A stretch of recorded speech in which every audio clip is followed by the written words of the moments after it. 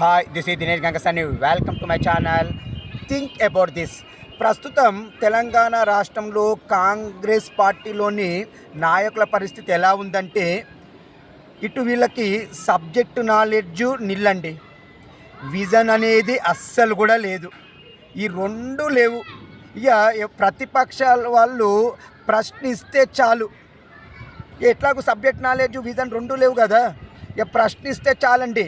Personal attack అంటే వ్యక్తిగత దూషణలు లేదా వ్యక్తిగత దాడులు లేదా వాళ్ళని ఎలా అరెస్ట్ చేయాలి ఏంటి, ఇవి తప్పించేసి వాళ్ళు చేస్తున్నది ఏమీ లేదండి.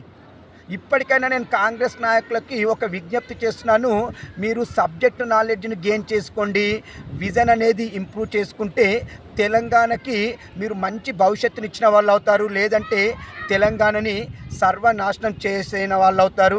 అలా చేయకుండా నేను కాంగ్రెస్ లీడర్లకి విజ్ఞప్తి చేస్తున్నాను. ఇట్లు దినేష్ గంగసాని.